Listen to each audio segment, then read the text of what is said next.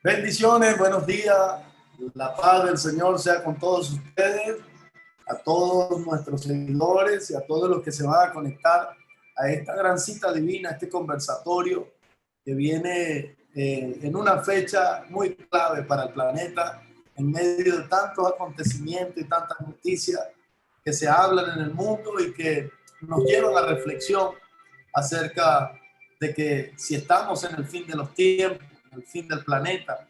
De verdad que para mí es un privilegio estar hoy con el hombre de Dios, al cual de verdad con mucho respeto eh, que conozco, estuvimos juntos en una ciudad hermosa de México y que hemos estado una linda amistad y que reconozco la manera y la forma en cómo la unción que porta transmite a Jesucristo desde una perspectiva hebrea, pero también desde una perspectiva latina. Y de verdad que Benjamín, muchas gracias por estar otra vez con nosotros. Benjamín Crepo es un gran amigo, de verdad que es un honor tenerte acá y te dejo para que saludes a todos los que se van conectando por la plataforma Facebook Live. Amén. Pues bien, aquí estamos dándole gracias a Dios de estar en Israel, de estar en Jerusalén, celebrando hoy la conmemoración de la independencia de Israel después de proclamarla, ¿no? Aquí, hace 73 años, tenemos ya 73 años, el día de hoy, contentos, muy felices. Israel, por el momento, pues lo vemos avanzar al la plaga, ¿no? Del virus. Tenemos ya 60% de la población vacunada y se ha decidido que se abra la entrada de los turistas por grupos pequeños a partir del 23 de mayo. Así que pues vamos a preparar nuestro viaje ministerial del ministerio para todos los que se quieran sumar para lo que es septiembre-octubre, la celebración de los tabernáculos. Entonces estamos animados, estamos felices, pero igual orando y intercediendo por las naciones, obviamente por Israel, pero hay algo que pedir en las naciones latinas, hay problemas grandes con la pandemia, los contagios, las muertes. No estamos ajenos a ello, ¿verdad? Estamos orando, estamos pidiéndole al Señor. Así que yo espero que esta entrevista de hoy, este compartir,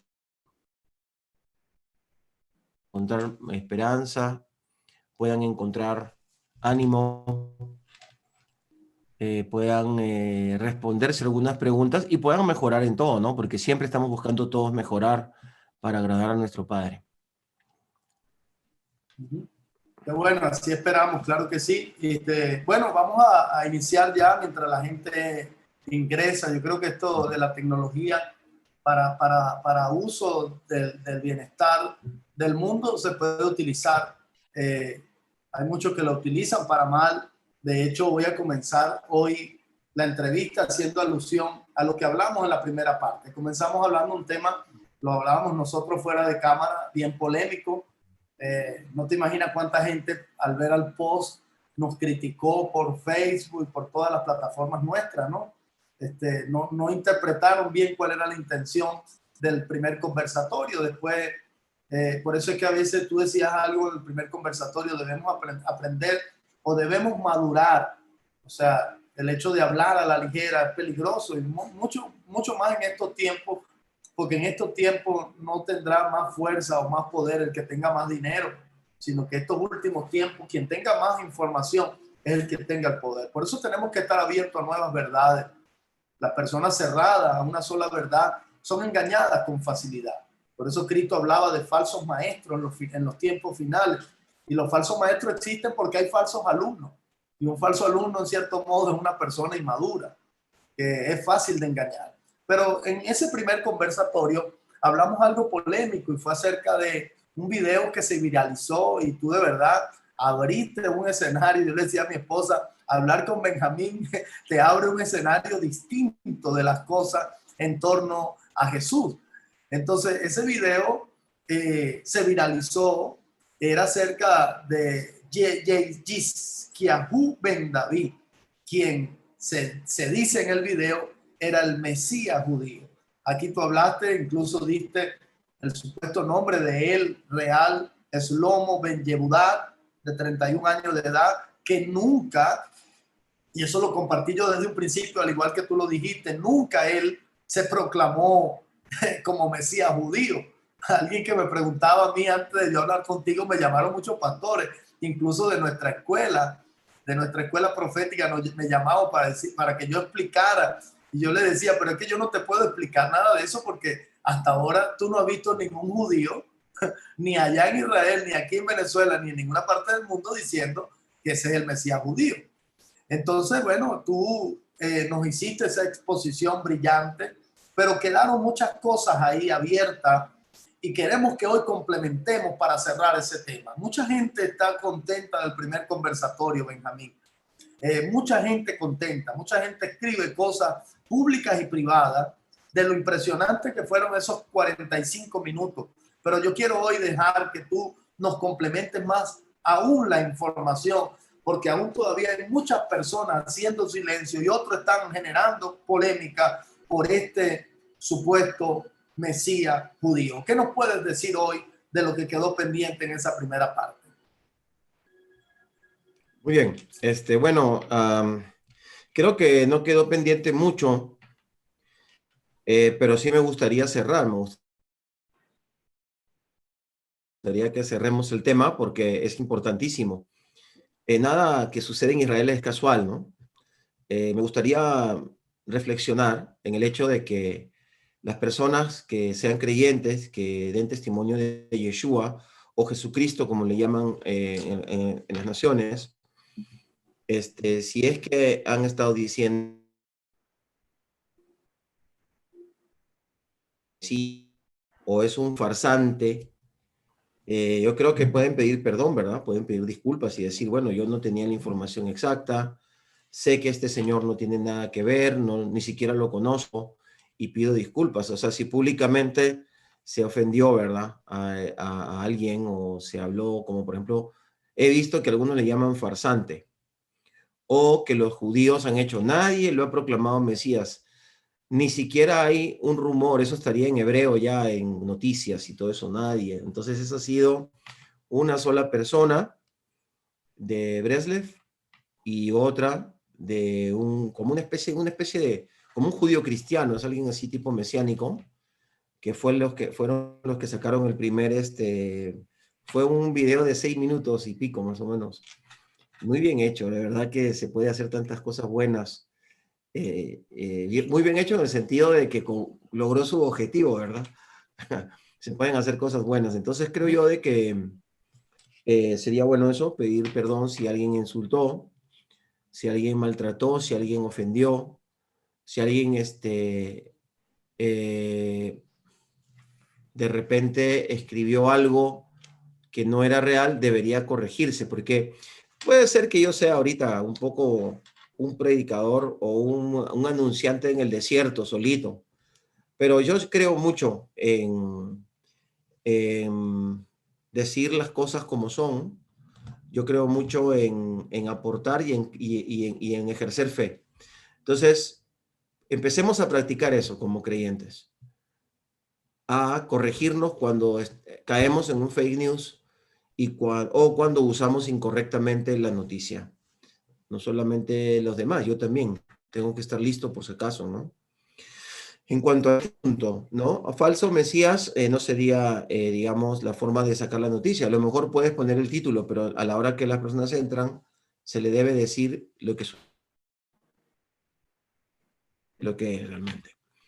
Por otro lado, quiero hacer una conexión antropológica, no sé, histórica, sociológica entre lo que es Israel y lo que le llaman la iglesia o el cuerpo del Mesías, el cuerpo del Mashiach. Guf Mashiach en hebreo. La idea de un Mesías es una idea hebrea, desde el pueblo hebreo, ¿no? Entonces, el primer Mesías o el primer modelo de Mesías que hubo fue Melech David, el rey David, que fue una persona que unificó el reino y logró traer una hegemonía en la zona. O sea, Israel se volvió realmente un reino. Y sí, tú peleó batallas eh, y ganó y trajo mucha paz. 40 años, que luego otros fueron 80, ¿no? Más los 40 de Shlomo, de Salomón. Entonces, por esa razón es de que el Mashiach no solamente tiene que ser de la tribu de Judá, sino tiene que ser hijo de David y hijo de Salomón. ¿Ok? Entonces, descendiente, pues, de estos dos. Así que, si nosotros esperamos un Mesías, es porque está en la Biblia y el pueblo hebreo lo espera con todo su corazón. Si nosotros nos creemos superiores porque hemos tenido una revelación que va más allá, entonces tenemos que tomar en cuenta el hecho de que si somos superiores debemos hablar como lo que somos, como personas más adultas, ¿no? Un momentito. Entonces, si creemos de que realmente el pueblo judío está engañado, entonces lo que tenemos que hacer es orar y, y pedirle al Señor que abra sus ojos y hacerlo con criterio, ¿ok? Entonces, si nosotros hemos recibido el Mesías es porque un día hubo un pueblo llamado Israel que esperó siempre un Mesías. Ya está. Entonces, esa es una condición súper importante que tenemos que entender. Ahora, el pueblo de Israel es el pueblo que el Señor separó para enseñar que él era el único Dios. Por esa razón, cuando nosotros nos metemos con Israel, nos metemos con Elohim. La gente piensa que se está metiendo con Yeshua, pero es que Yeshua no tiene conexión con el pueblo de Israel ahora. El pueblo de Israel tiene conexión con el Padre.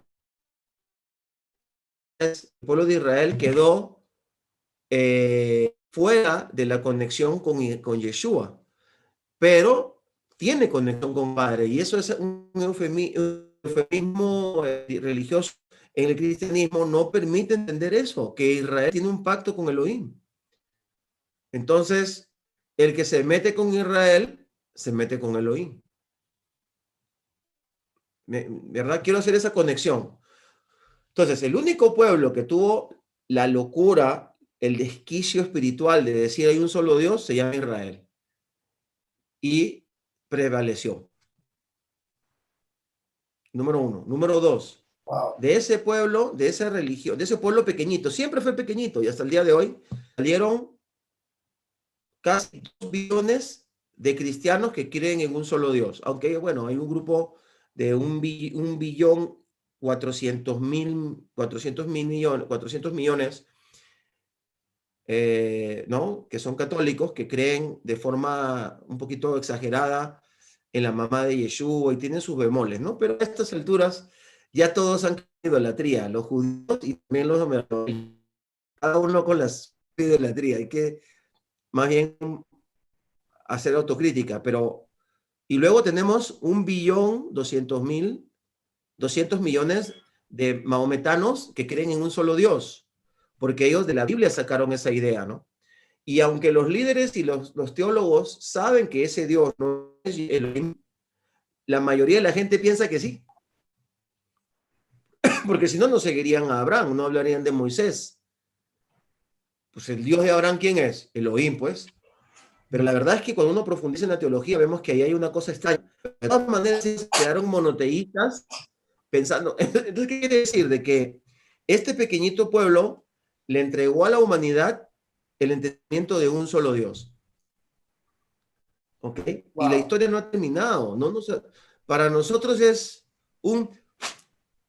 el tiempo de que ha pasado ahorita, de que el pueblo de Israel, dejemos que el Señor se manifieste al pueblo de Israel y que Yeshua llegue a ellos y no nos pongamos necios ni enojados, que aunque no lo hayan visto todavía, de todas maneras el Señor se va a manifestar a ellos de una manera directa, personal, familiar. Que entonces quiere decir de que debemos ser nuestra forma de demostrar que aunque ellos son más viejos que nosotros, antropológicamente hablando, socialmente hablando, son más viejos que la iglesia, pues, ¿no? Somos sus descendientes espirituales, tenemos el ADN espiritual el de Israel. Somos uno, somos un solo pueblo a las finales. Y así va a tener que ser, según Efesios 2. Muy bien, ahora, nosotros hemos adquirido la primogenitura porque hemos creído en Mashiach, en Yeshua. Pues demostrémoslo, con amor, con grandeza, con equidad, con humildad, que eso significa ser el mayor, ¿no? Entonces, tengamos cuidado cuando empecemos a hablar de Israel, ¿no? No sé cuántos mártires habrían que quisieran quedarse en Israel cuando se manifieste el anticristo para luchar con Israel y predicar el evangelio aquí. Cuando empiece la persecución sobre Jerusalén, no sé cuántos creyentes mártires hayan, esos, los verdaderos evangelistas. Ese sería un reto. ¿Quieres ser, digamos, la máxima expresión de un evangelista? Prepárate para venir a Israel y quedarte aquí con el pueblo de Israel para la predicación del evangelio en los momentos de persecución y de matanza. Darle una vuelta a esta tortilla, ¿no? ¿Qué es lo que yo creo con respecto a este punto? O sea, yo creo que la tribulación se va a vivir en toda la humanidad. Y cuando empiece el juicio de Elohim, entonces se manifestará el Mashiach y recogerá a su pueblo. Entonces quiere decir que hay un momento, esa es mi opinión personal. Yo sé que hay varios pastores que piensan igual y otros que piensan diferente. Y lo lindo es que podamos conversar y convivir sin problema. Pues entonces quiere decir de que va a haber una oportunidad de caminar con Israel, con aquel que el Señor usó Ese punto es para darnos interesante. esta bendición. Ese punto que tocaste es interesante y quisiera sacarle tela a eso. Tú dices que la perspectiva tuya, tu opinión es que el pueblo en general, incluso el pueblo cristiano, pasará la tribulación. Eso fue lo que Sí, entendí allí, eso último. correcto, sí, es lo que, según Mateo, capítulo 24 de Mateo, sí, y Apocalipsis 6, entonces, creo eso, ¿no? Al creer eso, creo yo, de que entonces hay un tiempo para que podamos compartir. Entonces, ¿qué quiere decir esto? Si es que vamos a pasar la tribulación, quiere decir que juntos vamos a ver la aparición del hombre de maldad, ¿no es cierto? De la manifestación, del paró, párate, paró, o sea, quiere decir bestia en hebreo, que es, de ahí viene la palabra faraón, ¿no? Vamos a verlo, vamos a ver el establecimiento de un nuevo orden planetario, según dice la palabra, ¿no? Y vamos a ver que esa persecución que viene sobre toda cosa que quiera acercarse a Dios o que quiera expresarse ante Dios, ¿no? Es lo que dice la Biblia. Entonces, mi opinión es que lo vamos a vivir juntos.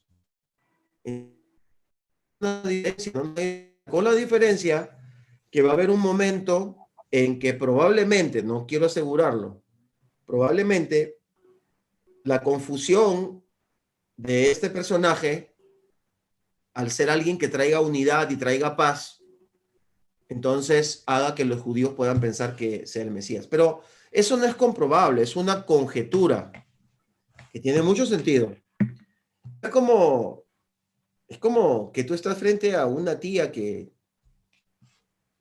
tiene cáncer al hígado y que le han dado medio año de vida y que ella está planificando viajar a Israel dentro de un año. No le digas nada, ¿no? O sea, es tu tía, sé sabio. A lo mejor sana. Ah, pero usted está haciendo una comparación con algo que... No, porque estoy hablando de una conjetura. En la Biblia no dice Israel, bueno, hará pacto con la muerte, dice, ¿no? Con la mentira y con la muerte. Pero la iglesia no lo hará también, una buena cantidad de la iglesia. Claro. Porque también hay una cantidad de la iglesia de creyentes que van a hacer pacto con la mentira y con la muerte. Eso se llama ecumenismo. O sea, ¿cuánto se Wow. va?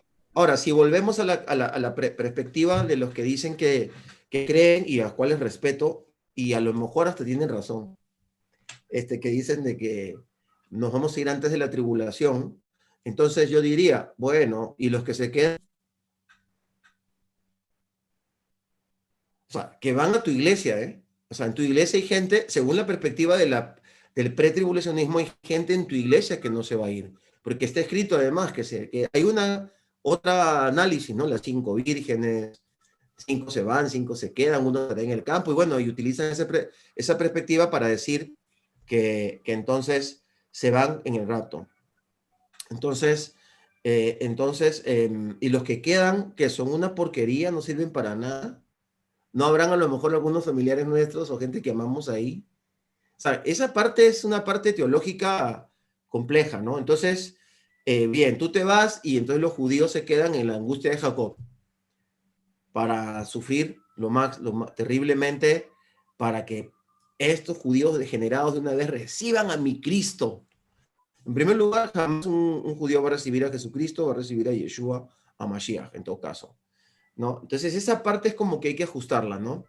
Ahora bien, no, Pastor Benjamín, usted no tiene razón. Bueno, perfecto, yo te acepto, pero tú me podrías ayudar, por favor, ya que yo me considero tu hermano. No, usted no es mi hermano porque usted no cree en el rapto o pretribulación y usted además usa una barba ahí, usted es medio judaizante. Bueno, ok, pues está bien, perdóname, te amo. Si tú crees en Yeshua o Jesucristo, como le llamas, yo te considero mi hermano. Por favor, no te ufanes, no despotriques de que el pueblo de Israel va a recibir el anticristo como si fuera su Mesías. Es vergonzoso hablar así. Hay que tener pudor para todo.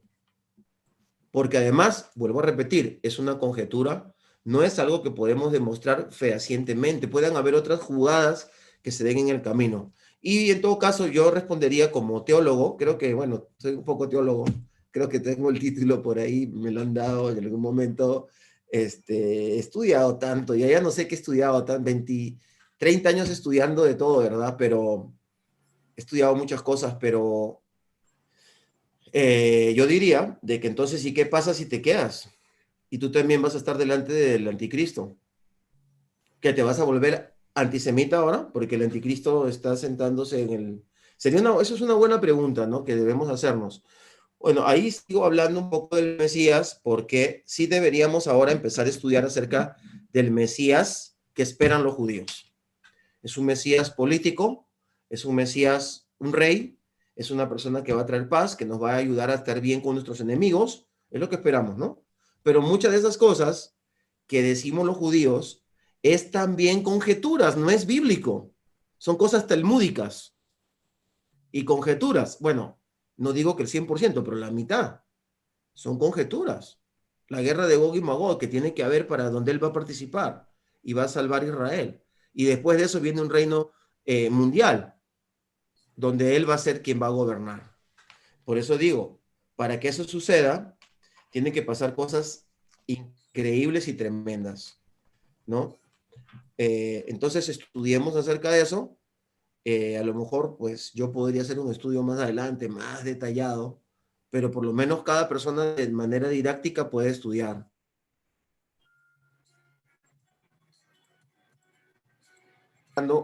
Dice, amad a Israel, orad por él, sea Jerusalén tu, eh, sea Jerusalén tu preferente, tu pensamiento preferente, ¿no? Salmo 122. Dirígete hacia Israel con amor, con respeto. Eso sería un poco lo que yo podría cerrar con respecto al Mesías y a todo lo que ahora se empezó a hablar. Espero que sea para edificación, para estudio, para profundizar, para hablar, no para que nos ya empecemos a discutir, a pelear unos con otros. No, que yo dije, que tú dices, no, que el Mesías judío se va a presentar. Vamos a hablar ahora en un momento acerca del templo, entonces podemos entender un poco más lo que tiene que venir para que se desenlace en los últimos tiempos, ¿no?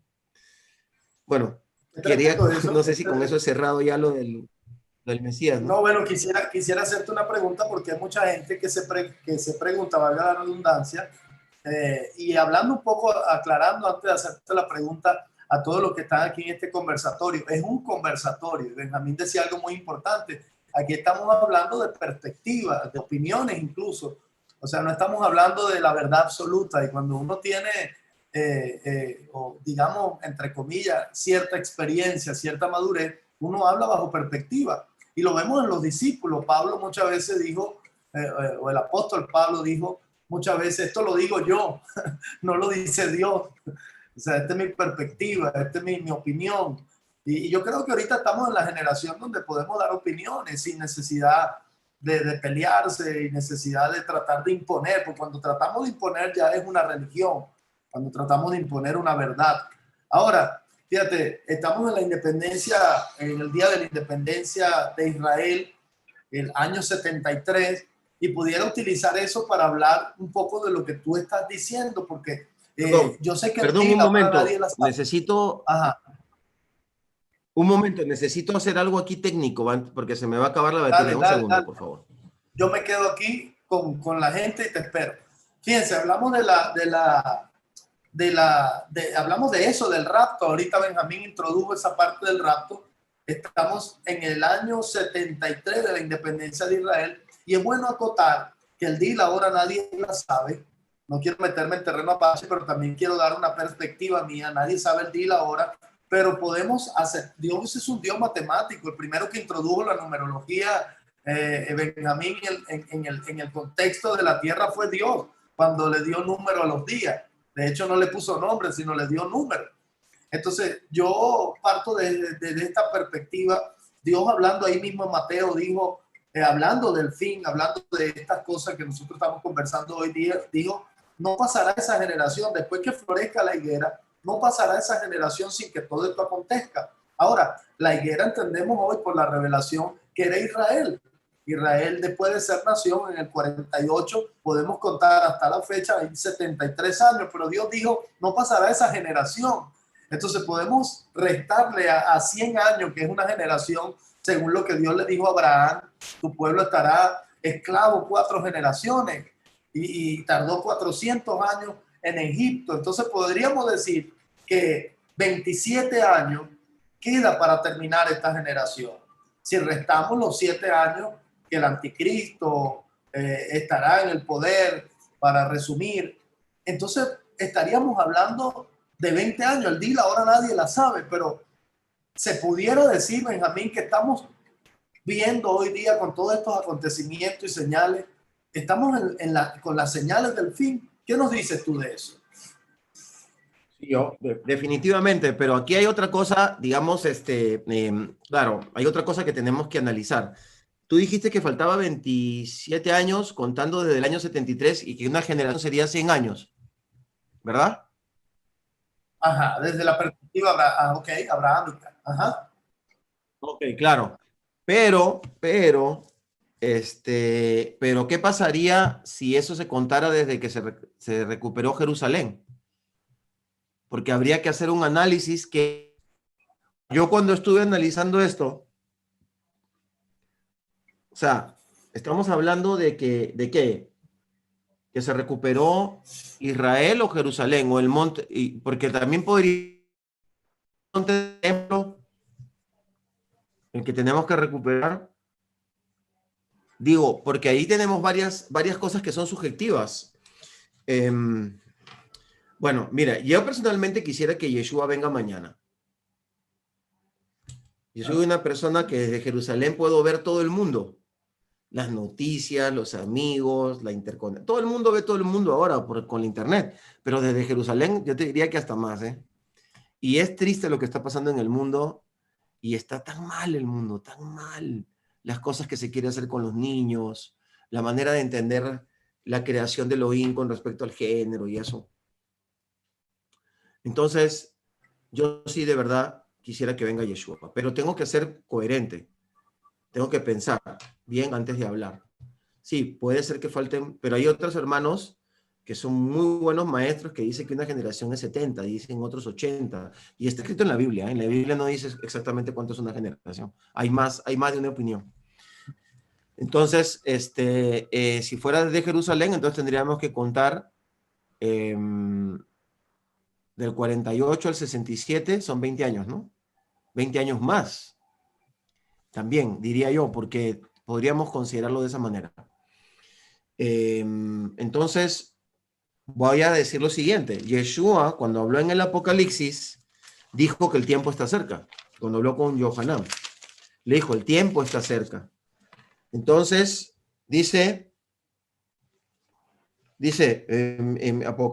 Itgalut o Revelaciones, ¿no? Capítulo 1, dice, y Yeshua Mashiach, dice, revelación de Yeshua Mashiach, que Elohim le dio para manifestar a sus siervos lo que debe suceder en breve, ¿verdad? Y declaró, enviándolo por medio de sus ángeles, a su siervo Yohanan. Ahora bien, y al final él dice, vengo en breve, ¿no? Hasta el final ya del libro, ¿no? Entonces, amados, quiere decir entonces que hay una cumplimiento cíclico de las profecías, ¿no? Ahora, ese cumplimiento cíclico va a tener un desenlace y sentimos y creemos que este es el tiempo para ese desenlace, por todas las cosas que estamos viviendo y por todas las cosas que se estaban dando. Pero yo no sé cómo tú lo tomas, Jefferson. O sea, si tú te das cuenta, lo que yo trato es de calmar a las personas, de hacer que pensemos un poquito Claro, más. No porque yo quiero hacerme el apagafuegos o el tirador de baldes de agua fría, sino porque es que hemos venido haciendo el ridículo una y otra vez en varias cosas. Y además, claro. hemos como generado mucho temor a las personas. Entonces, creo yo de que deberíamos hacer una explicación un poco más abierta para dejar que esa parte que a lo mejor los ministros no aseguramos completamente, el Ruach HaKodesh le hable a la persona. Ese pedacito, esa parte que el Ruach HaKodesh le habla a la persona y las personas mismas saben que algo se está cocinando después de lo que hemos vivido con la pandemia, después de la agresividad que hay en diferentes movimientos que van en contra de lo. Ahorita en este momento, mientras yo estaba esperando que entremos a la transmisión, me veía hablar a un pastor que está en España que dice de que una persona famosa de Colombia maldijo a Elohim. O sea, dijo que Elohim era un Dios inmundo. Así dijo. Yo no voy a creer en ese Dios inmundo, así. O sea, esas son cosas que no veíamos antes. ¿Ok? No hemos visto en mucho tiempo. Entonces, sí estamos en los últimos tiempos. Muy bien, ahora, creo yo que enseñarles a las personas, hay que decirles que su vida puede acabar. No, a lo mejor no le falta 20 años y que el Señor puede venir en cualquier momento. Entonces, que vivamos una vida planificando a largo tiempo, pero que tengamos una santidad, una conexión con Elohim, como si no fuéramos a ir mañana. Y que no le digamos a la gente algo que no estamos seguros. Mañana viene Elohim, no, digámosle, ¿sabes qué? Mañana tú te vas a decir. ¿Y por qué tengo que salir y predicar? Porque creo que puede venir mañana. No para decirle a la gente que va a venir mañana, sino porque yo creo que va a venir mañana. Yo creo que viene pronto. Yo creo que en unos años se pueden desalazar las cosas. Entonces creo que debemos predicar el evangelio más que nunca, utilizar estos medios, llevar el mensaje. Yo todos los miércoles hago una predicación evangelística en mi canal. Todos los miércoles. Me dirijo a personas nuevas. Le pido a los hermanos que ya están siguiéndome que los miércoles inviten personas nuevas y al final les hablo acerca de Yeshua y les explico la necesidad que tienen de nacer, de caminar con él. Creo yo que eso es algo que tenemos que hacer a tiempo y a destiempo cada día. Estamos estamos orando para que los hogares, cada hogar sea un centro evangelístico. ¿Qué significa eso? Que es un tiempo de que los hogares sean sacerdotales, aunque no sea el hombre el más poderoso, sino la mujer, que la mujer igual levante los brazos de ese hombre y se genere un hogar en orden, un hogar sacerdotal, un hogar eh, que está luchando la buena batalla como hogar y que luego piensen en ganar uno o dos hogares, no evangelizar a lo mejor toda la ciudad, porque no es una iglesia, ¿no? es un hogar. Entonces, cada hogar tiene que tener una estrategia para restaurar su matrimonio, su hogar, sus hijos, o estar en una campaña de restauración para tocar a otras personas. Entonces yo pienso que nosotros tenemos un ministerio, tú eres profeta, yo soy maestro, principal, más que nada soy maestro. Bueno, también soy pastor, ¿ok? Y disfruto mucho ser pastor, pero también soy maestro. Entonces, no importa el ministerio en el que estemos, tenemos que tener una fibra evangelística por causa de que hay una urgencia. Mira, Amado, y yo sé que tú como profeta me vas a entender, puede ser que así hagamos que el Mesías venga antes. Más Wow, wow, que diciendo, ya viene, no, wow, predicando el Evangelio con esa convicción, porque wow. así fue como Noé trajo el juicio sobre la tierra, construyendo el arca. O sea, nosotros debemos hacer un esfuerzo sobrehumano, más allá de nuestras fuerzas, para llevar el Evangelio a otras personas. Ahí con eso cierro esa pregunta. Wow, tremendo. Qué lindo eso último. Con eso pudiéramos cerrar e irnos a dormir tranquilos. Pudiéramos hacer que Jesús vuelva predicando el Evangelio. Nosotros compartimos mucho eso. De hecho, los profetas de este tiempo están es para animar al pueblo. Algunos se enojan y se irritan porque parten desde la premisa de que el Evangelio consiste en meter miedo.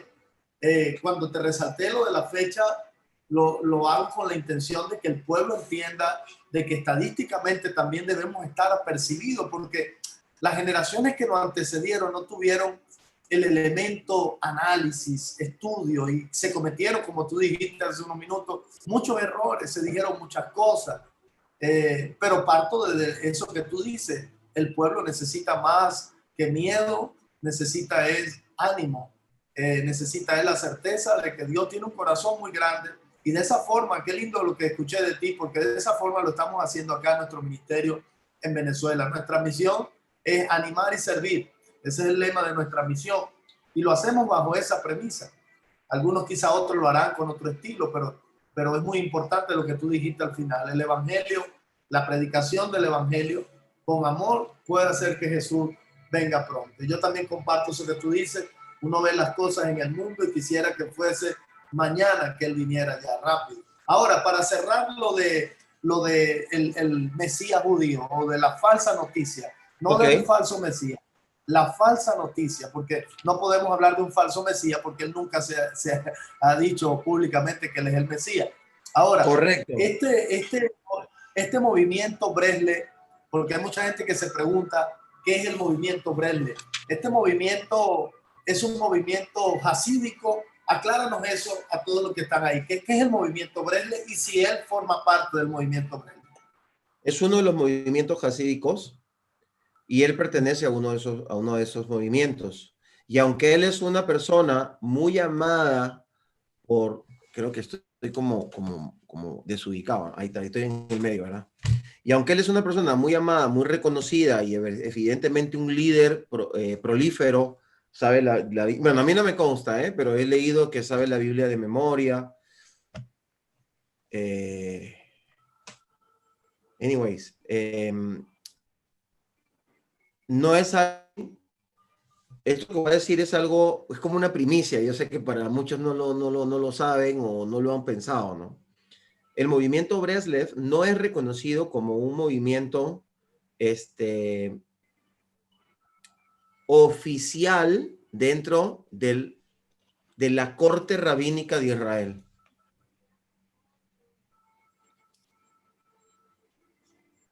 O sea, es como un ¿Eh? grupo internacional fuerte, querido, pues, porque son jamudín, ¿verdad? Jamudín quiere decir son especiales, ¿verdad? Son apasionados y todo eso.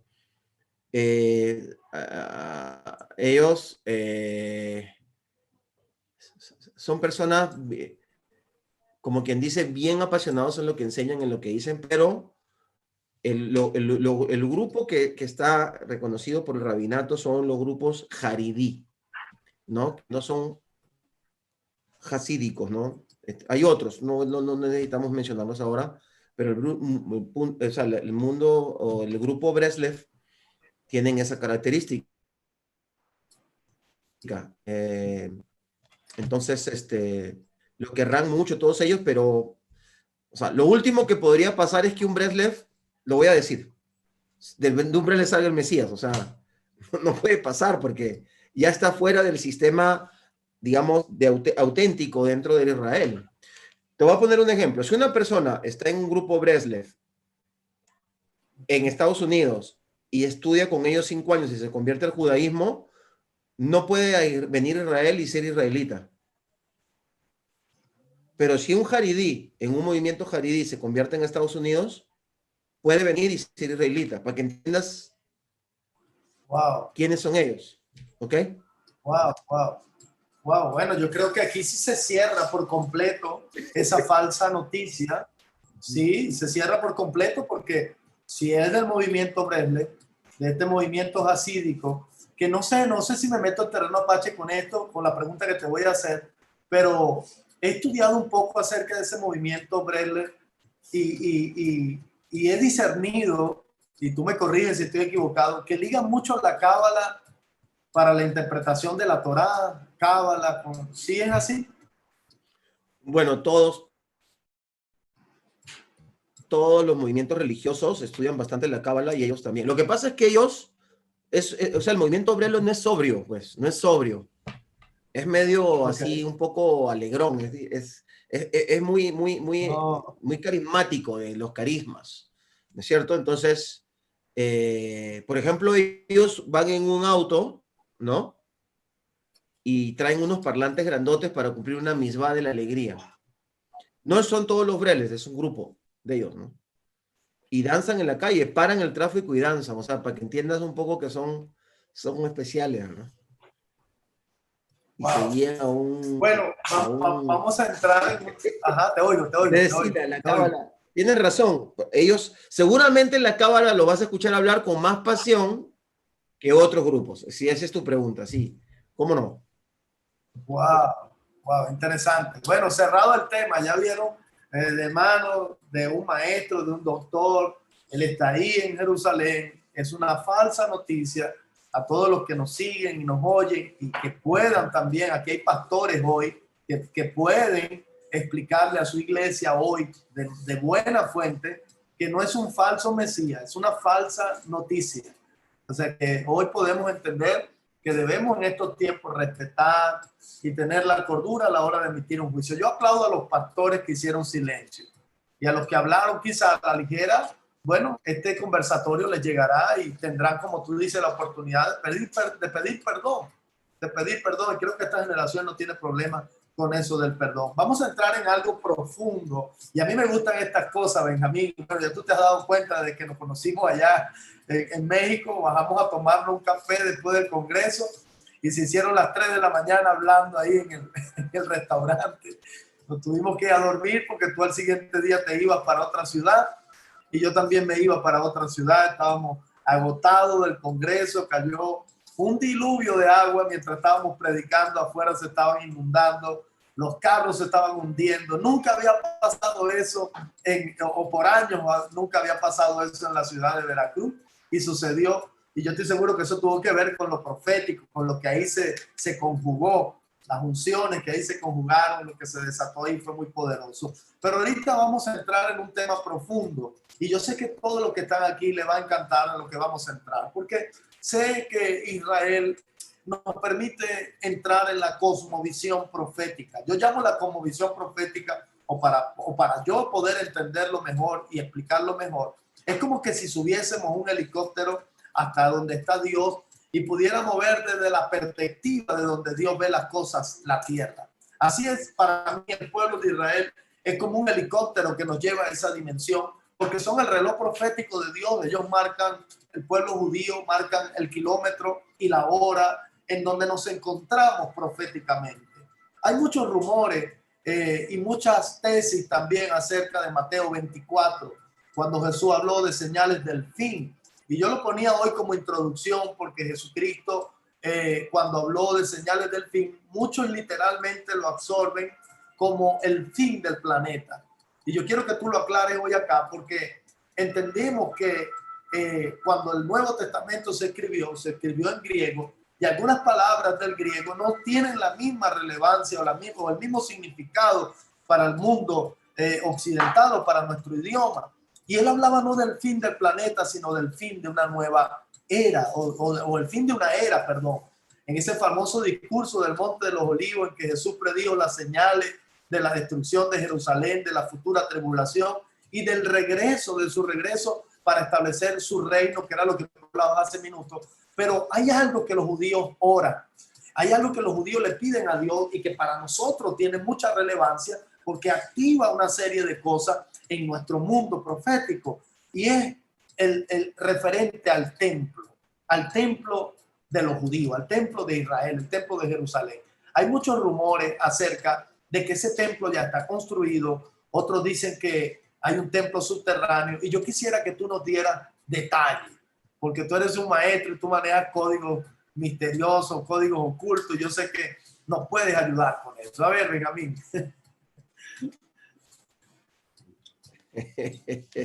Bueno, pues en primer lugar, mire, le voy a explicar algo bien importante. Por ejemplo, debajo de la explanada del templo, ustedes saben que el monte, ¿no es cierto? El monte, ¿cómo les puedo explicar un poquito?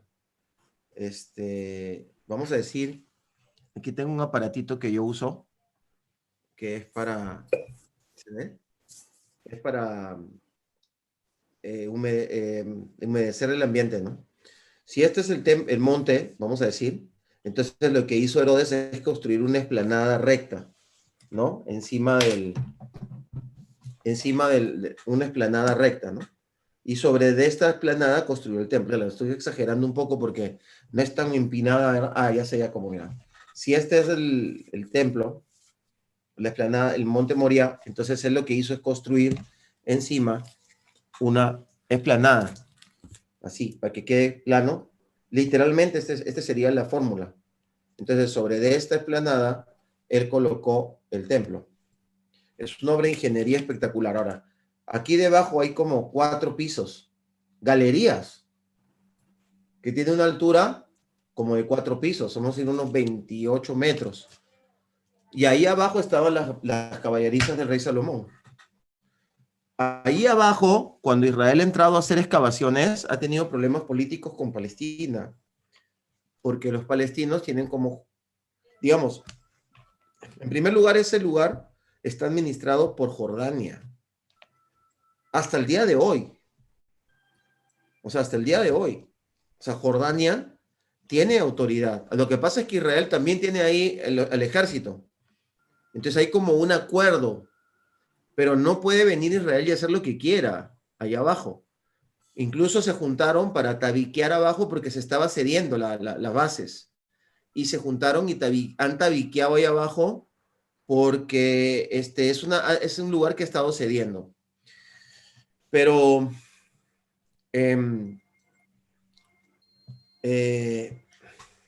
no está, o sea, para que tengamos un entendimiento de la política a nivel mundial, no es tan poderoso el movimiento religioso de Israel como para que pueda manipular a toda la política de Israel y hacer lo que les den la gana allá abajo para construir un templo. Porque actualmente a la política de Israel no le interesa el templo. No le importa. No es algo que esté en sus planes. Por ahora. La política. La política, no, porque, o sea, pongámonos a pensar, nosotros con la justa estamos sobreviviendo. Hemos tenido un poco de guerras en los últimos, la generación, 4 o 5 guerras. Estamos cansados de guerras. Israel es un país que lo que quiere es sobrevivir. Por eso nos van a agarrar cansados y a lo mejor nos van a engañar con alguna cosa. Pero que actualmente, o sea, Israel no es un país que está buscando problemas. No va a ser algo que le va a gustar. Si Israel tuviera esa mente, tal como lo dicen muchos, obviamente lo que hubiéramos hecho es destruir la mezquita y ya construir el templo. ¿Por qué Israel no destruyó la mezquita? Porque sabía que iba a haber un problema mayor, más grande. Algunos dicen porque en el Talmud está escrito que no está permitido destruir un lugar sagrado para otra religión.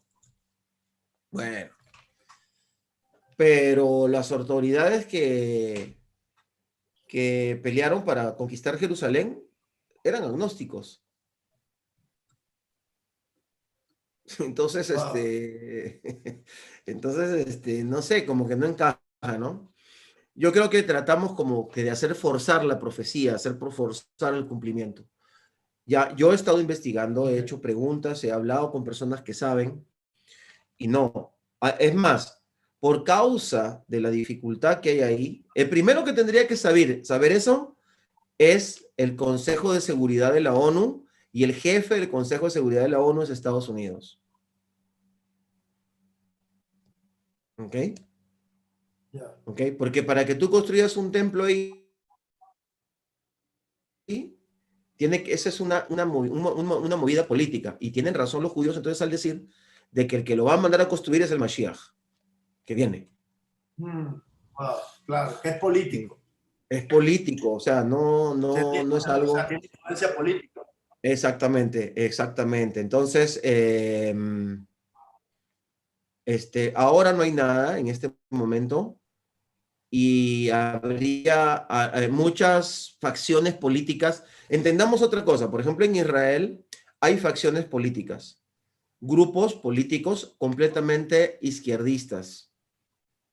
O sea, bueno, yo sé que la izquierda casi no existe ahora en el mundo, pero me refiero liberales anti-Biblia casi. O sea, que no quieren saber nada con la Biblia, no quieren saber nada con ningún tema religioso, antirreligiosos, vamos a decir.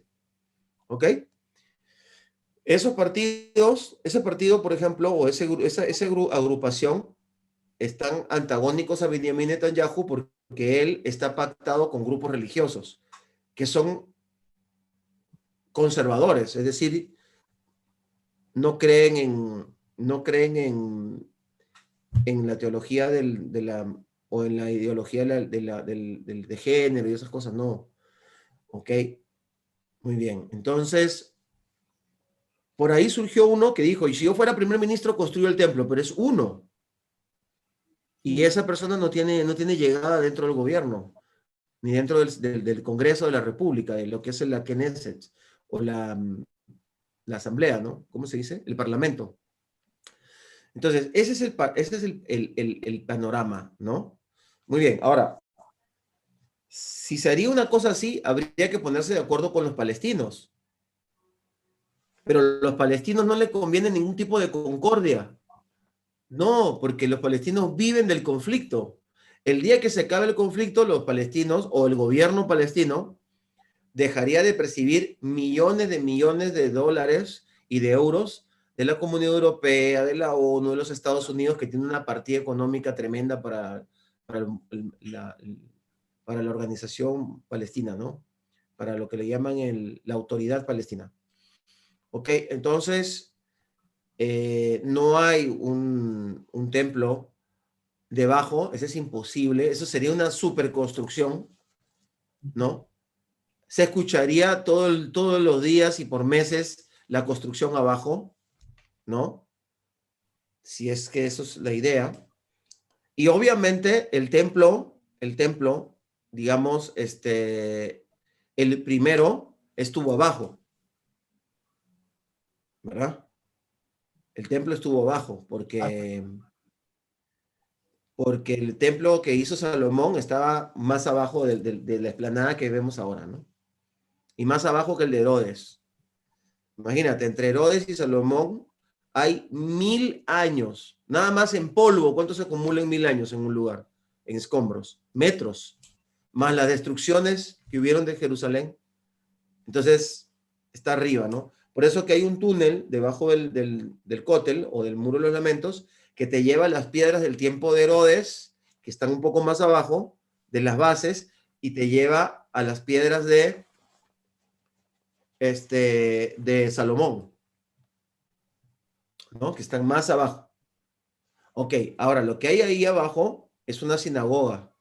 Hay una especie de caverna que es templaria. O sea, todos sabemos, no todo el mundo, no todos los guías lo dicen, ¿ya? Pero algunos sabemos que eso es templario del tiempo, eso lo construyeron los caballeros de la orden templaria, ¿no? Está abajo. Y eso, ese cofre gigantesco, ahora es una sinagoga. Está abajo. Eso es algo nuevo. Aparte hay una sinagoga arriba y hay otra que está yendo para abajo, que además está muy bonita. Entonces, por ahora eso es lo que tenemos. Y esperamos de que, esperamos de que Israel reciba la bendición del Señor con su remanente. Porque claro, todo Israel será salvo. Israel entenderá a su Mashiach cuando también esté bajo una dificultad, ¿no? Como dice Zacarías y Daniel y las situaciones que van a pasar en Jerusalén. Pero siempre va a haber un remanente. Entonces, oremos por ese remanente, para que ese remanente salga a la luz. Por eso nuestro ministerio se llama Remanente de Sion, porque siempre va a haber un remanente. Estamos detrás de ese remanente. 1, 2, 5, 20, 100, 1000, 2000, lo que sea, 1.000.000. Ese remanente tiene que manifestarse, son las primicias. Siempre va a haber una primicia antes de que sucedan las cosas, ¿no? Muy bien, entonces, para que el templo se construya, eso va a ser como un gran evento, ¿ok? Eso va a ser un gran evento que todo el mundo lo va a ver, todo el mundo lo va a escuchar, todo el mundo lo va a saber y va a ser algo político, religioso. Más geopolítico que político y que religioso, geopolítico, porque tiene que ver, y tú imagínate, la Iglesia Católica tiene muchísimo que ver en eso. La Iglesia Católica tiene muchísima autoridad sobre Jerusalén, muchísimo más de lo que todos nos podemos imaginar. Miren, hay cosas que Israel, para hacer en Jerusalén, tiene que hablar con el Vaticano, el gobierno de Israel. Wow. El Qué gobierno de tremendo. Israel. Hay calles enteras que le pertenecen al Vaticano en Oh, Jerusalén. ¿Ok? Entonces, no se va a poder hacer algo a escondidas. Eso hay que descartarlo completamente. Completamente descartado. Ujú. Entonces, no lo va a hacer Benjamín Netanyahu jamás, ¿ok? Porque Benjamín Netanyahu no representa al movimiento de la corte rabínica. Hay corte rabínica y ahí están el grupo de sabios. Hay un grupo de sabios que 3 de ellos han muerto hace poco. Todos ellos se tienen que poner de acuerdo y tienen que tratar y tienen que lograr formar un Sanedrín. Ahora, puede ser que ellos piensen que el Sanedrín lo va a formar el Mashiach, ¿verdad? Porque hasta ahora no han podido formar el Sanedrín. Entonces, sin templo, sin Sanedrín, no hay Mesías de Israel. El Mesías va a tener que hacer todo eso. Por lo menos para los judíos, sin Mesías no se va. Por lo menos para los judíos religiosos que tienen presencia en el pueblo de Israel. ¿Okay? Hay otros que van a decir algunas variantes, pero más o menos esta es la característica que tenemos que esperar. No sé si te respondo tu pregunta con respecto al templo con esto. totalmente, totalmente. Y esto también, o sea, es una información profunda porque incluso aniquila por completo falsas noticias, ¿no? Quizá de lo que hemos hablado durante todos estos dos conversatorios, ¿no? Mucha gente habla a la ligera. Dijiste algo que me llamó la atención, porque entonces de allí nace esto de los subterráneos, pueden nacer también de tantas cuevas, ¿no? Que han encontrado, por ejemplo, la de Sedequía. ¿Ya? Cuando hablaste de Salomón, me vino ese texto de Primera de Reyes que dice, y mandó el rey Salomón a que trajesen piedras grandes, piedras costosas para los cimientos de la casa y piedras labradas. Por lo general eran canteras, ¿no? Benjamín, subterráneas, o cómo era, por qué tenían esa atracción los reyes de hacer cosas subterráneas. Bueno, te voy a decir algo que es bastante polémico y que a nadie le gusta hablar o se les pasa, no sé. Tú debes haber escuchado hablar de Machu Picchu. Claro. Haz de cuenta, la construcción del templo es como Machu Picchu, de la misma tecnología, o de las pirámides. Es inexplicable. Wow. Es inexplicable, no tiene explicación. No existe el artefacto que haya podido movilizar las piedras y colocarlas de la manera tan magistral que están colocadas. ¿Ok? Entonces eso nada más es para pensar, ¿no? Un poquito. Wow.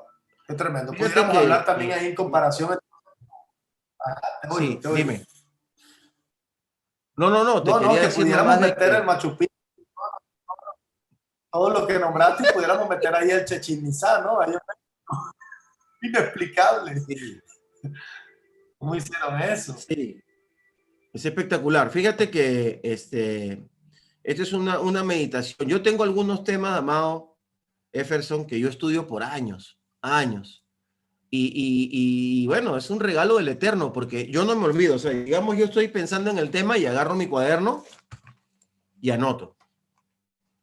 Porque la tablet la uso nomás así para quedar bien cuando me invitan a predicar, para que se me vea bonito y todo. Pero yo soy de escribir todavía, ¿verdad? Entonces, y tengo un montón de cuadernos, o sea, es tremendo, ¿verdad? Aquí tengo otro. Y tengo varios cuadernos y entonces anoto mis temas. Uno de los temas que, y muchas veces el Eterno me da la revelación en medio de la predicación. Entonces tú vas a ver que cuando yo estoy predicando, yo anoto. Y de repente anoto al terminar mi predicación. Estoy esperando que termine la predicación, ya que termine para ir y anotar.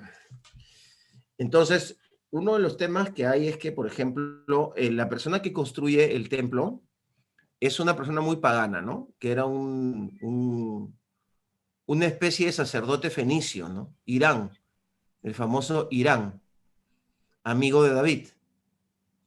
Entonces, los secretos de los constructores fenicios, tal como también los secretos de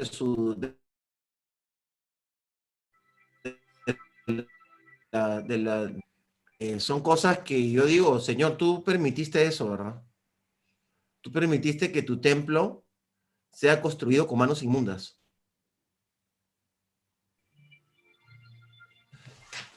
No Wow. sé, te dejo ahí para que tú me digas qué opinas de eso. A lo mejor tú tienes la respuesta.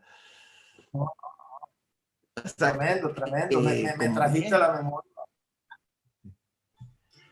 te das cuenta. Entonces, el segundo templo, que es el tercero, porque el que reconstruye el templo, realmente el que reconstruye buena cantidad del santuario y la ciudad es Nehemías, ¿no? Y luego Esdras. Entonces, eh, viene eh, Herodes y hace una reconstrucción, ¿no? Y entonces los sabios dicen, miren, ¿saben qué? Esto es un segundo templo, punto. Y a la forma en que ellos lo deciden a mí me deja pensando y digo, pero vamos a ver. No, lo que pasa es que los sabios dicen que Herodes no destruyó el templo que había, sino por encima de él reconstruyó. Pero bueno, no importa, está bien. La cosa es de que Herodes, o sea, Herodes es el personaje más nefasto que hay en la Biblia, desde Nimrod. Para mí hay una conexión entre Nimrod, que era un constructor también, ¿no es cierto? Construyó la torre de Babel, pero Nimrod era un adorador de íconos y era Wow. un hombre, probablemente un mutante, ¿no? Probablemente. Le llaman Nefilim o Nefil. Era probablemente un híbrido, por eso que era poderoso cazador. Y además se hizo llamar Dios. Ahora, Herodes, que construye el templo, Yeshua iba y ministraba en ese templo. O sea, Yeshua no desconoce el templo. Ningún Wow. judío lo desconoce. Ahora, ya te hago una pregunta. ¿quién va a construir este otro templo? ¿Va a cambiar la figura? ¿Ahora lo va a hacer alguien santo? Esa es una buena pregunta, ¿verdad? Obviamente, ahí tenemos una señal. Lo tiene que hacer un inmundo. Wow, wow, wow, wow, wow, ¿Ok? tremendo, Ahora, tremendo, mira tremendo. lo que dicen los judíos religiosos, ¿no? Dicen, y está escrito en el Talmud que Agoim boné et Beit HaMikdash, o sea, que los naciones vendrán y construirán el templo de Israel. Este próximo que viene. Wow, ¿Me explico? qué Entonces, tremendo, qué obviamente tremendo. para ellos era interesante si este señor,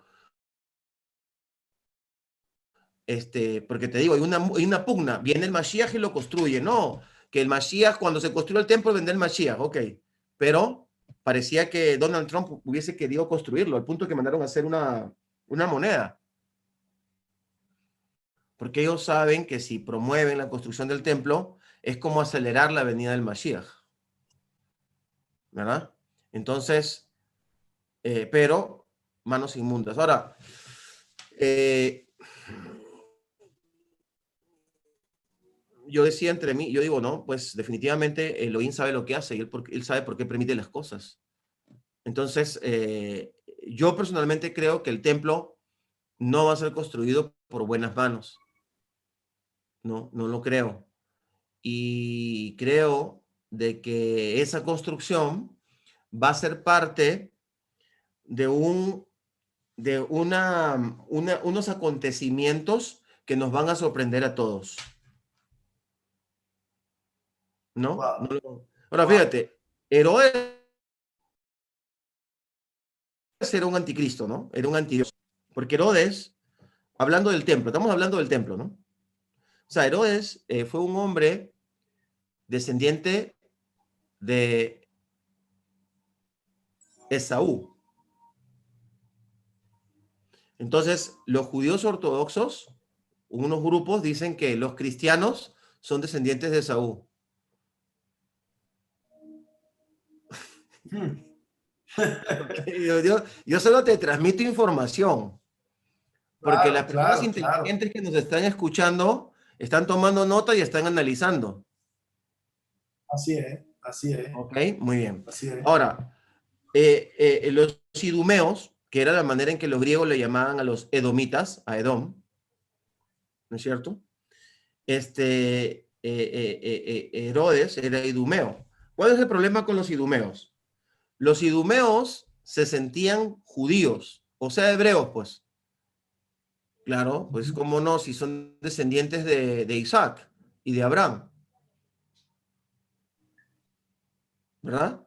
Se sienten hebreos, pero los judíos jamás los han reconocido porque le dijeron, no, pero tu padre nos ha traicionado y se ha unido con los descendientes de Ismael y se ha unido con los descendientes y con los cananeos.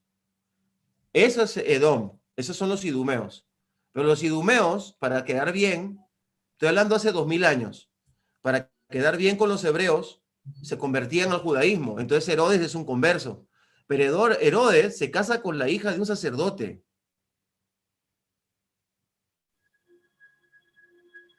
¿Ok? Hmm. Pero Herodes, yo he hecho una investigación de dónde salieron los Herodes. Es como si hubieran aparecido de la nada de repente, ¿no? Entonces Herodes Wow. tenía los contactos con Roma para hacerse administrador de Judea, de todo lo que la zona de Judea y de Jerusalén, de la construcción del templo, la construcción de muchas otras cosas más. Sigue en contacto, tuvo contacto en su momento con Cleopatra, ¿ok? Eh, trae como una unidad, como una especie de tranquilidad, logra controlar al pueblo hebreo para que no se levante, mantiene esa hegemonía y los capitales que él mueve para todo lo que construyó era increíblemente, era un tremendo administrador, un tremendo político. Pero qué interesante que cuando él muere se pudre inmediatamente. Wow. estaría mutado genéticamente. Es una pregunta, ¿no? ¿Verdad? Porque yo no te digo que lo vinculo con Nimrod, porque era como un Leonardo da Vinci, o sea, otro mutante también, Leonardo da Vinci. No todo el mundo sabe que cuando estaba joven, Leonardo da Vinci fue un hombre de extracto pobre. Y al comienzo nadie le creía nada, porque era como alucinante. ¿Cómo vas a creerle a alguien que te dibuja un helicóptero? O sea, nadie entendía que era ni para qué podía servir un helicóptero. Él ya en ese tiempo diseñó un helicóptero. Pero no todo el mundo sabe que Leonardo da Vinci se ganaba la vida doblando fierros durísimos. Tenía una fuerza descomunal. Eso en los mercados. Él y otro amigo más. Eran dos personas. Eso está en su biografía. Y rompía cantidades tremendas de papel. O sea, hacían pruebas. Nadie podía. Él tenía una fuerza tremenda. Tenía un cuerpo bien poderoso. Y una sabiduría inusual. Y súper sacrílego, ¿no? Entonces, esta gente, como Herodes, de alguna u otra manera están vinculados al templo, a la construcción del templo. La pregunta es, cuando el tiempo de Herodes, que él reconstruyó el templo, ¿descendía la presencia de Elohim sobre el templo? Mi opinión es que no. Es mi opinión particular. No volverá más No la descendía. presencia. No volverá más la presencia a un templo en Jerusalén. La presencia del Señor llega para el que entiende la promesa y al que está con el Mesías. La presencia del Señor desciende sobre los templos humanos, ¿no es cierto? Entonces, aunque nuestros templos, nuestro cuerpo es un cuerpo caído, de una raza caída, bajo pecado, el Señor sí habita en nosotros, tal cual habitó en el templo de Irán. Esa es mi explicación, ¿verdad? Hasta el momento, ¿no? Entonces, yo digo, en el templo de Esdras sí habitaba la presencia del Señor, porque fue cumplimiento de una profecía, aunque igual la financió el rey de Babilonia, ¿no? Que los mandó a ellos, él fue el financiador del proyecto. Recordemos de que ya este rey era hijo del esposo de Esther. ¿Sí se entiende esa parte, no? O sea, ya este Totalmente. rey había salvado a Israel, esta familia de los Jerjes, ¿no es cierto? Ya habían salvado a Israel a través de Esther por causa del Señor. Y el Señor utilizó a este hombre que se decía Dios. Este hombre también se computaba a Dios, se creía a Dios, estos reyes, porque eran reyes extremadamente poderosos, ¿no? Entonces,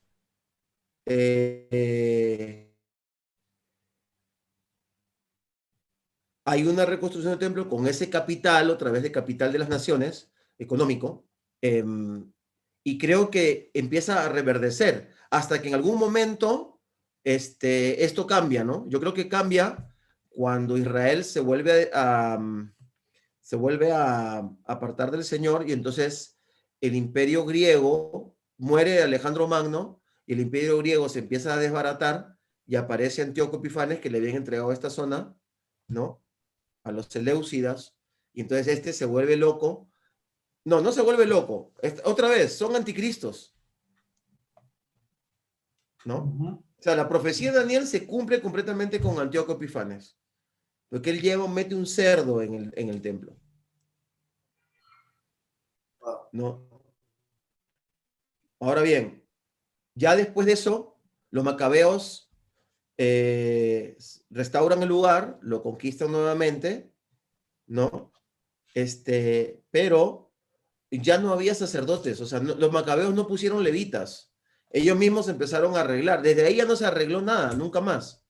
Ya cuando llegan los romanos, ya todo estaba desordenado. No estaban los levitas tal como el Señor había mandado, estaban metidos de la tribu de Judá y no sé cuánto. Había un desorden, ¿no? Estoy tratando de explicarlo en sencillo, ¿no? Para que la gente que me escuche entienda, en resumen, porque aquí hay muchas cosas alágicas y de la religión que son difíciles a veces de digerir.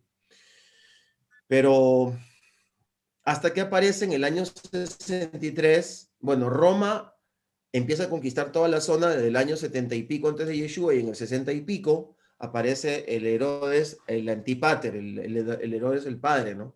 Herodes el grande, el que te digo que andaba metido en Egipto y es el financista, el que movió todo. Sus hijos ya no hicieron nada. Sus hijos destruyeron lo que él había hecho. Todos se tuvieron que ir con Calígula, con Nerón, porque ya no supieron manejar las cosas, ¿no? Los romanos incluso los repartieron porque sabían que no iban a poder, no tenían la capacidad que tenía el papá. Pero ¿quién era este hombre? ¿Quién era este hombre que pudo llegar a hacer todo eso? Y los judíos le tenían miedo y se sujetaron a él. Y los judíos aceptaron que él ponga a Anás. ¿Quién era Anás? ¿Quién era Caifás? ¿No serían a lo mejor idumeos también colocados por él? Entonces, aquí entro otro tema que algún día lo desarrollaré completamente.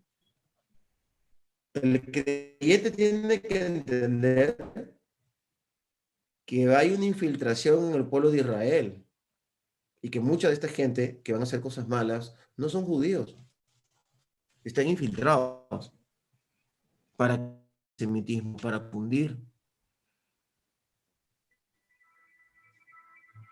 La iglesia también está infiltrada, porque ese es un sistema que han usado desde la antigüedad, el misterio de la iniquidad. El misterio de la iniquidad es un sistema de infiltración, de socavar la verdad sistemáticamente, ¿no? Entonces, hay Herodes, actualmente hay Herodes en el pueblo judío. No lo creo, wow. ¿Verdad? Entonces, Bueno, en el mundo occidental te aseguro que también los hay. exactamente.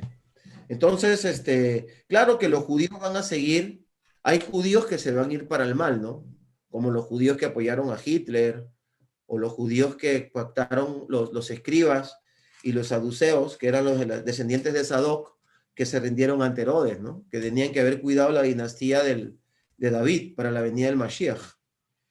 Entonces siempre va a haber judíos que se van a voltear, pero cuidado, que los líderes podemos estar infiltrados también, ¿no? Podemos estar infiltrados, o sea, ahí es un tema que hay que desarrollar un poco más y que la gente madura, el creyente, que se cree mejor que nosotros los judíos, que se creen mejor que nosotros los pobres judíos ciegos, que no vemos al Mesías, que entiendan estos temas y que oren e intercedan por Israel y que realmente hablen con propiedad, porque hay que entender que ha habido siempre una infiltración en el pueblo santo, en el pueblo del Señor. El pueblo de Israel es un pueblo santo. Y obviamente hay infiltración también en la propia iglesia, ¿no? Entonces, eso también hay que hablarlo con madurez, hay que hablarlo con propiedad, hay que hablarlo con... Si somos adultos, si somos la cabeza, somos los hermanos mayores, pues ahora todos los cristianos son los hermanos mayores, ¿no? Son los más espirituales. Entonces, hay que hablarlo con propiedad, hay que hablarlo con amor, hay que hablarlo con cuidado, ¿no? Wow, wow. Ese Ahora más sería que mi nunca mensaje. debemos manifestar la unidad. ¿Cómo? Ahora más que nunca ahora más que nunca debemos manifestar la unidad. Así es. Oye, pues, ¿qué Ahorita, más? Porque como ya tú no decías tengo algo tiempo. Amado, ya no tengo mucho no, tiempo. ya no, vamos a aterrizar este avión, vamos a aterrizarlo A ya nos ver, vamos. vamos. Pero hay una pregunta acá, hay un pastor que pregunta esto, mira, y es Sí. interesante también, dice, ¿qué tan cierto hay que algunos grupos religiosos judíos ya tienen algunos utensilios, como por ejemplo el candelabro de 7 brazos? Esto lo pregunta a alguien de los que está aquí conectado, un pastor está haciéndote esta pregunta. ¿Qué dice? ¿Qué tan cierto hay de eso? Ok, muy bien. El candelabro de 7 brazos, está expuesto en la parte exterior de la ciudad antigua, camino cuando uno va a bajar al monte, al cótel. Hay utensilios. La entidad más importante de construcción de utensilios y que tiene la administración de ese candelabro de 7 brazos es una entidad absolutamente parareligiosa antagónica al gran rabinato, detestada por el gran rabinato, ¿ok? Completamente ajena al gobierno de Israel, que es una fundación que levanta muchísimo dinero a los cristianos. Wow. No voy a Mucho decir el dinero. nombre, no lo voy a Claro, decir, pero claro. cuidado. La otra vez se reunió el Sanedrín en el Monte de los Olivos, en un hotel de 3 estrellas. El Sanedrín, y vinieron un montón de gente que vinieron en turismo, trajeron como 400 pobres pastores ahí que creían que era el Sanedrín.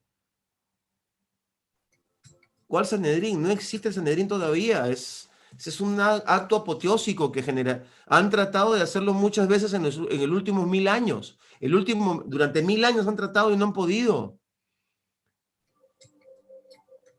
O sea, los judíos tienen dinero. O sea, si van a hacer un Sanedrín, lo harían en un hotel de 7 estrellas en Nueva York o acá en el King David. O sea, sería una reunión completamente distinta. Vinieron y me mandaban mensajes, amado. Hermano, dicen que el Sanedrín está en Jerusalén, que van a coger la vaca roja, que están orando para el templo. ¿Cómo es posible?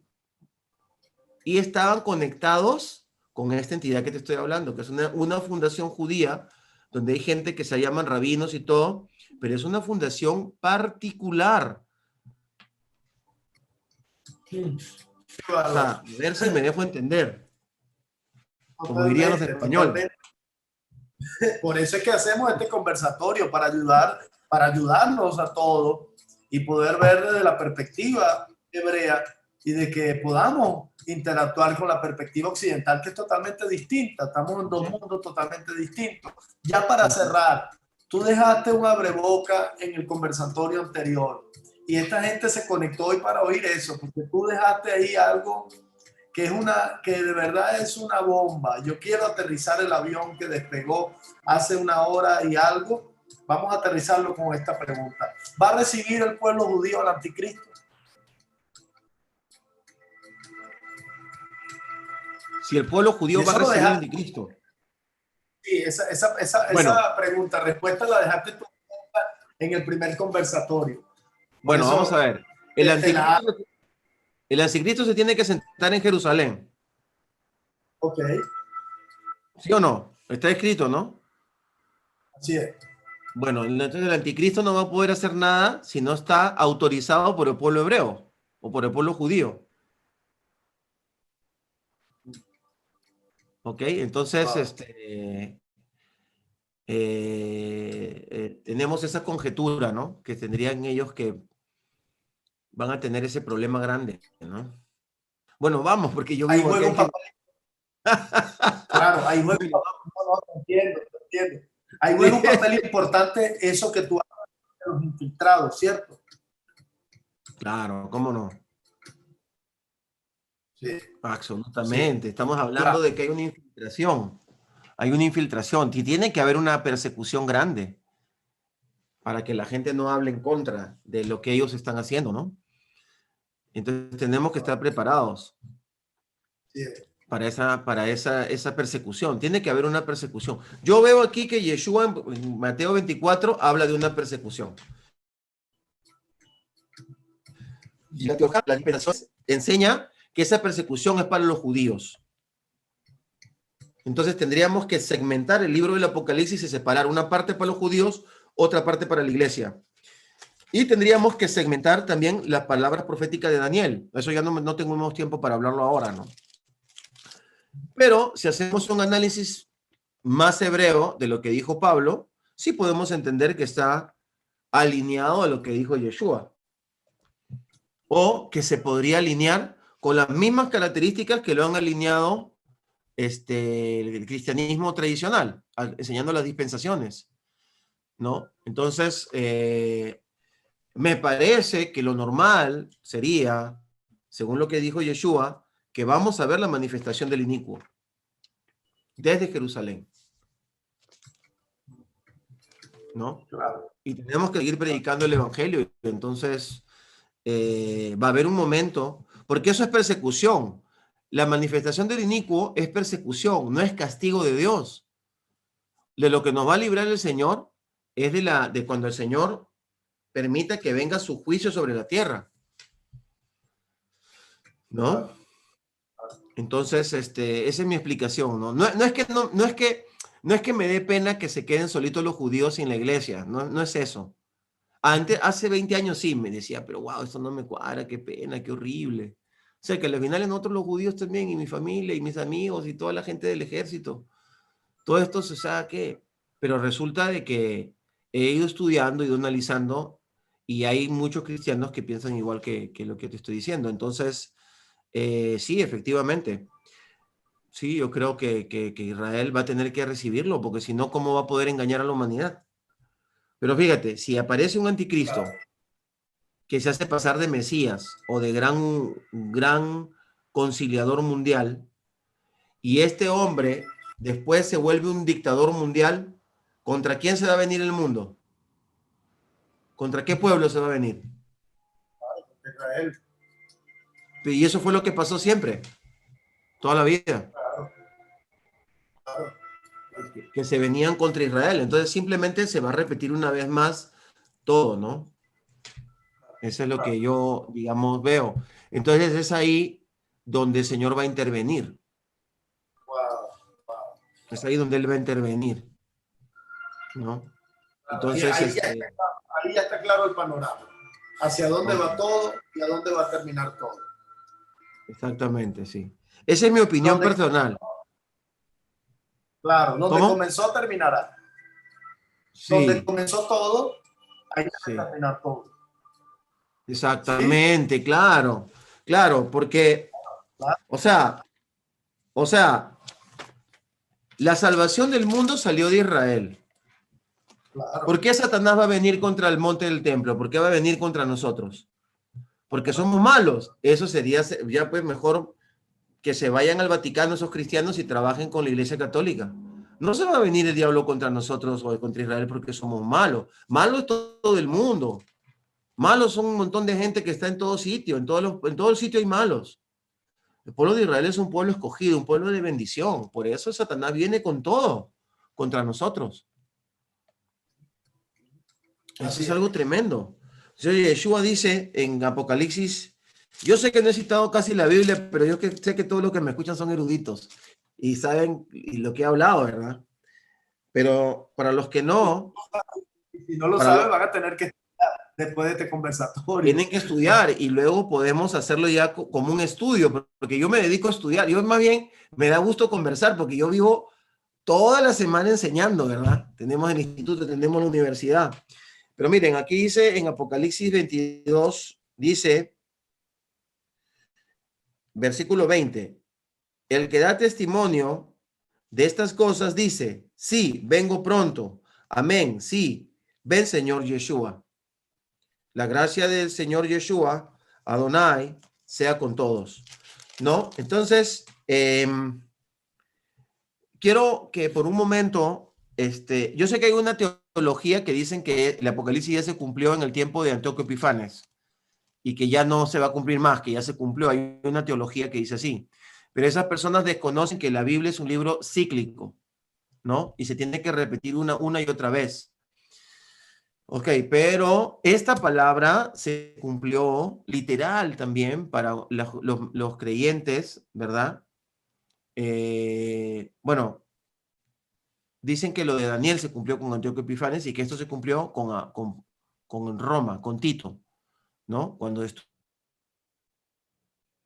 Jerusalén. Después que destruye Jerusalén, se sigue cumpliendo, porque en Roma quemaban vivos y mataban en el circo a los cristianos.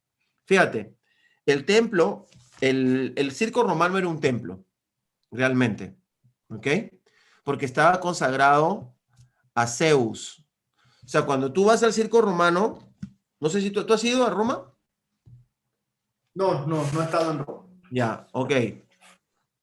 Cuando tú vas a Roma, tú vas a ver el circo y cuando sales del circo hay un panteón que está lleno de muchas cosas. Incluso hay un prostíbulo, había un prostíbulo ahí, hay un hay un arco, ¿no es cierto? Hay varias cosas que tienen mucho que ver, pero lo que muchas personas desconocen, y yo tengo un tour que he hecho con varias veces que se llama, un tour temático, ¿no? Que se llama Roma e Israel, ¿no? O sea, empezamos en Roma y venimos luego a Israel. Pero muy interesante que el circo romano fue construido con el dinero que se robaron del templo. Se llevaron 3 toneladas de oro. Y por eso la leyenda dice que lo construyeron en 8 años, porque la plata sobraba. O sea, yo le he hablado de esto con una historiadora arqueóloga en Roma. Y nos hemos sentado a hablar solo de esto y yo le he pedido fuentes. No solamente eso, me dijo, los judíos lo construyeron porque los trajeron esclavos después del año 70.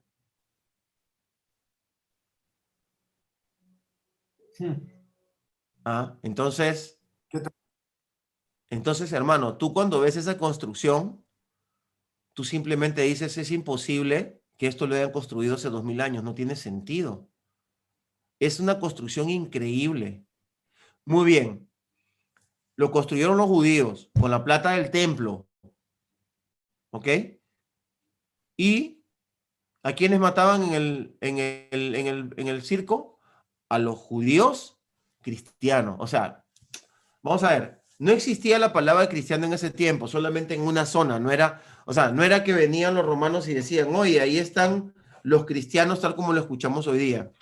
Eso era en una zona, ¿ok? La palabra cristiano se hace famosa en el año 250 en adelante, que empiezan a elaborar todo el proyecto, y ya cuando aparece Constantino, ya se oficializa la palabra cristiano, ¿ok? Muy bien.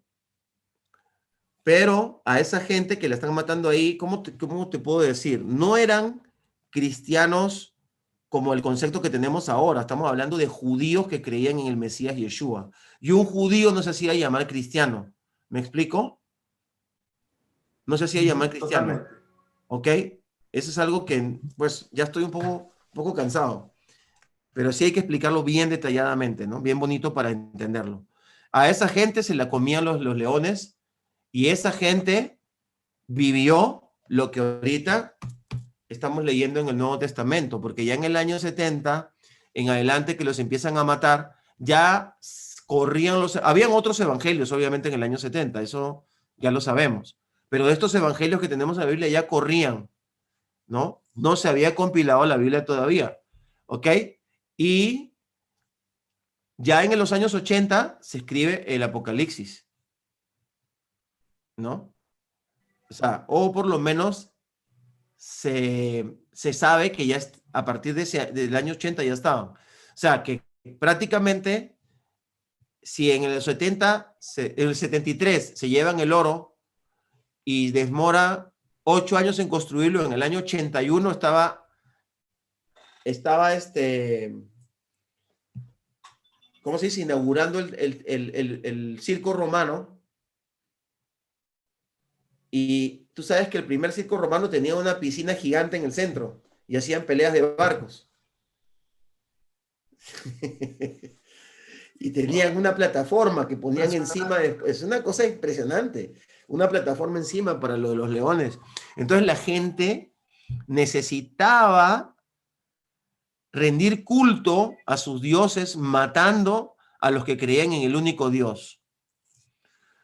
Cuando tú estás en Roma y escuchas todo esto y puedes escuchar el grito de los niños que no los podía defender, y seguramente nadie, y seguramente los romanos dirían, ¿y dónde está el Dios de ellos que no los defiende? ¿Por qué no nos cae un rayo encima? O sea, ¿cómo es que tenían tanta plata, tantos bienes para poder construir este coliseo? ¿Cómo es posible que se dejen matar?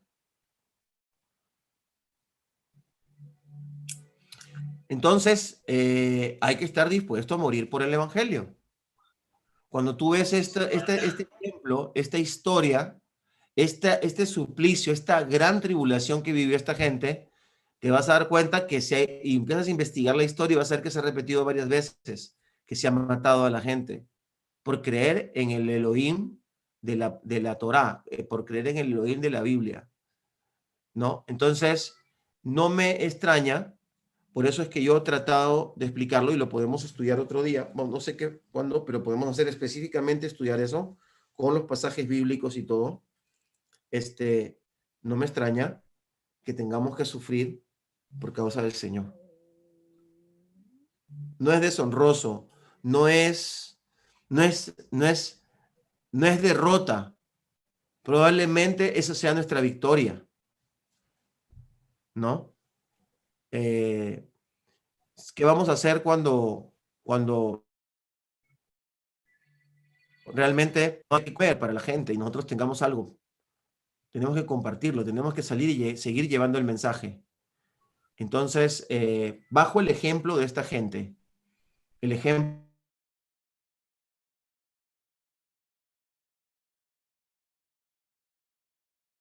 también que los judíos igual los mataban, ¿no? Antes de que aparezca Yeshua, también los masacraron los griegos, ¿no? Los masacraron muchos por causa de su fe. Y Antíoco en el año 100, en el segundo siglo antes de Yeshua, hace estas y él manda, dice, no celebrarán Shabbat, no guardarán las fiestas, no van a hacer bar mitzvah, ¿ok? Y no van a adorar a su Dios en el templo. Y eso lo repite Tito. Bueno, Tito es el general, no me acuerdo ahora el nombre de la persona, pero ya en el año 70, porque ellos empezaron a levantar desde el 63, empezaron a haber revueltas, empiezan a prohibirlo de nuevo, ¿ok? Y luego hay nuevamente otra prohibición en el año 135. Y no nos permitían ninguna de nuestras costumbres.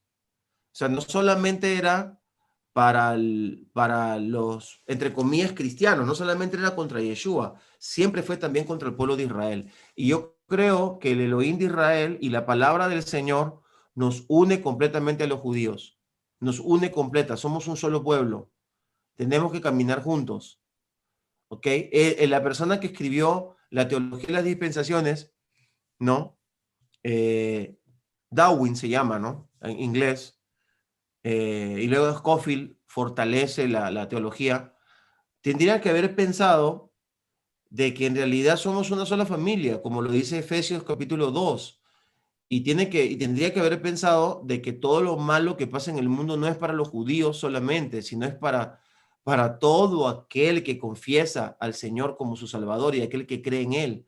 Porque este mundo no le pertenece a los cristianos, ni le pertenece ni siquiera a los islámicos, a ellos también se los van a bajar duro. Le pertenece al príncipe de las moscas, al rey, al dios de las moscas, a Belcebú. A él le pertenece este planeta todavía. Yeshua va a venir al rescate por nosotros, pero al rescate, no a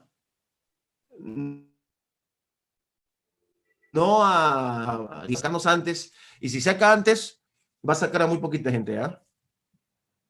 Va a sacar a muy poquita gente. Y mucha gente que está en medias tintas va a tener que trabajar duro y va a tener que hacer el trabajo. Y claro, pues ya se fueron los super santos y ya estarán ellos con el Señor ahí, mientras aquí se tiene que seguir predicando el Evangelio, porque el Evangelio se va a predicar hasta el último momento que venga Yeshua y destruya a todos los enemigos de Israel, conforme dice la palabra del Señor.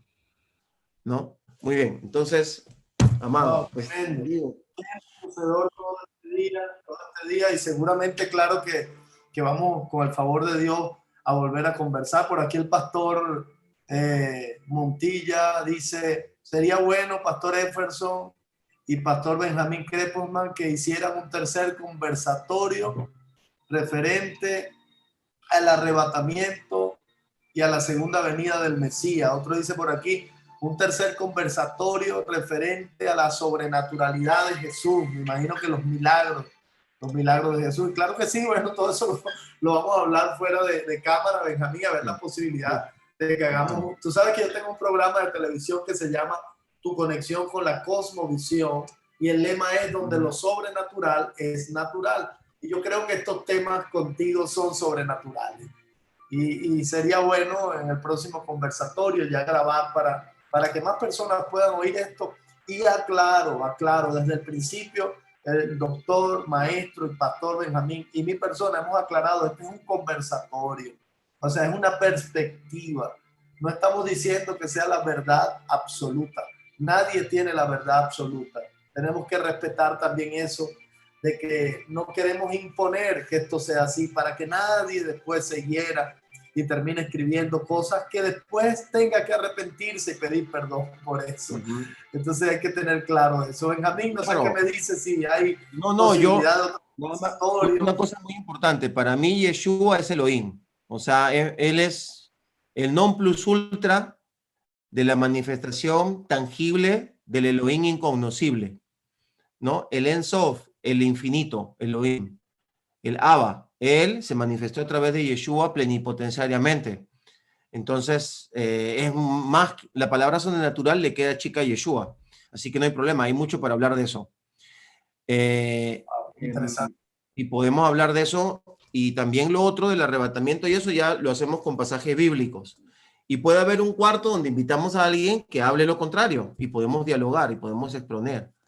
Porque él obviamente se enseña lo contrario. Entonces podemos dialogar y podemos analizar y cruzarlo con la palabra del Eterno, ¿no? Excelente. No hay ningún problema. Eso sería como un cuarto, un quinto, porque le entramos, no hay ningún problema. Vamos para adelante. Pero que la gente que lo escuche no sea para su carcoma, la carcoma de sus huesos, ni sea para bochinche, como dicen en Perú. No sé cómo le dicen en Venezuela. Igual, bochinche. Bochinche, ¿no? No, que sea para edificación, ¿verdad? Sí, sí. Amado, muchísimas gracias por haberme invitado. Antes de que te vayas, te voy a tomar una de las frases que dijiste cuando hablaste de hombres que no se sabe de dónde salieron, y evidentemente fue Dios que los colocó, como Herodes, como Da Vinci. Pero te voy a tomar, me gustó eso, la palabra de mutante, porque entonces en el lado también de Dios pudiéramos decir que nosotros, en el buen término y en la buena interpretación, somos como esos mutantes que vinimos a contradecir las obras del diablo. Somos también ese grupo selecto, sobrenatural, que estamos tratando de plasmar la verdad de Dios aquí en la tierra. Benjamín, muchas gracias, de verdad. Sé que estás cansado, mucho conocimiento. Aquí mucha gente tiene que ir a leer la Biblia, y algunos se van a volver a convertir otra vez con esta enseñanza. Algunos van a volver a enseñar otra vez Jesús. Y bueno, sí, porque hay cosas que a veces uno no, que están en la Biblia, pero que la gente no las lee. Y todo esto que hablamos acá, todo eso está en la Biblia. Solo que por el tiempo no damos los argumentos o los basamentos bíblicos, pero usted lo puede leer en todo el Antiguo Testamento, está todo lo que aquí se habló. Así que, Benjamín, te dejo para que te despidas. Gracias por aceptar la invitación. Y bueno, ahí está toda la audiencia que no se ha movido. Gracias a todos los que se han quedado hasta el final. Despide, Benjamín. No, pues gracias, de verdad, de verdad que es un gusto conversar contigo. Tienes un espíritu muy afable, siendo un hombre de autoridad, ¿verdad? Un hombre de autoridad. Te agradezco, y me gustó mucho eso de lo último que hablaste, porque entonces tú dices, claro, frente a Satanás seríamos como los Thundercats, ¿no? Contra Munra. Entonces, claro, por si acaso no se nos vaya a enojar algún religioso por ahí, entonces seríamos los Thundermen, ¿no? Los Thundermen. Claro, porque somos hombres cósmicos, eternos. Satanás no nos puede retener, él se queda en el infierno, aquí en el centro de la tierra.